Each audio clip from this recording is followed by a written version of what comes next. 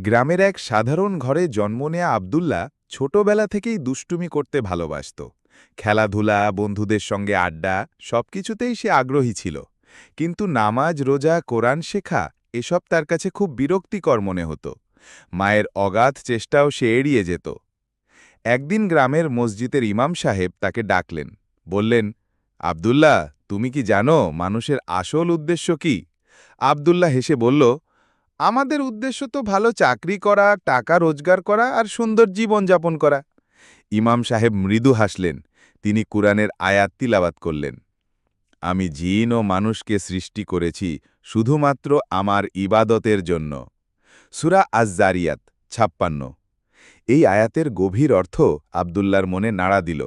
সেদিন রাতে সে দীর্ঘক্ষণ চিন্তা করল, সত্যিই কি আমি শুধু দুনিয়ার আনন্দেই ব্যস্ত? আল্লাহকে ভুলে গেছি? কিছুদিন পর তার এক ঘনিষ্ঠ বন্ধু হঠাৎ অসুস্থ হয়ে মারা গেল। বয়স ছিল মাত্র ১৮। এ ঘটনা আব্দুল্লাহর মনকে সম্পূর্ণ পাল্টে দিল। সে ভাবল, মৃত্যু তো যে কোনো মুহূর্তে আসতে পারে, আমি প্রস্তুত তো? সেই দিন থেকে সে নামাজ পড়া শুরু করল।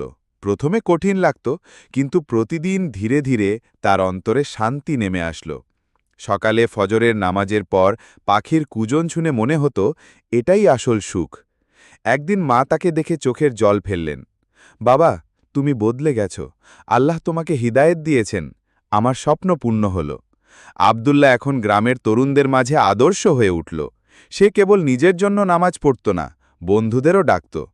শুক্রবারের খুতবার পর সে বলত, ভাইরা, দুনিয়ার জীবন অল্প সময়ের, প্রকৃত সুখ আল্লাহর ইবাদতে। গ্রামের অনেক তরুণ ধীরে ধীরে তার সঙ্গে নামাজে যোগ দিল। কেউ কোরআন শিখল, কেউ মসজিদ পরিষ্কার করল। মসজিদ আবার ভরে উঠল আলোর ছটায়। আব্দুল্লাহ বুঝল, একজন মানুষ বদলালে পুরো সমাজ বদলে যেতে পারে। সে আর শুধু নিজের জন্য নয়, বরং সমাজের জন্য বাঁচতে শুরু করল। শেষ রাতে তার অভ্যাস হয়ে গেল তাহাজ্জুদ পড়া।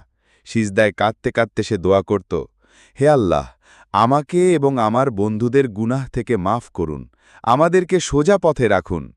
তার চোখে তখন শান্তির অশ্রু ঝরত আর অন্তরে ভর করত এক অদ্ভুত প্রশান্তি। এই গল্প থেকে আমরা শিখি, জীবন শুধুই দুনিয়ার জন্য নয়, আখিরাতের প্রস্তুতিও জরুরি। নামাজ হল আসল প্রশান্তির উৎস। একজন মানুষ বদলালে অনেককে বদলাতে পারে। মায়ের দোয়া ও কোরআনের আলো মানুষকে সঠিক পথে ফেরাতে পারে।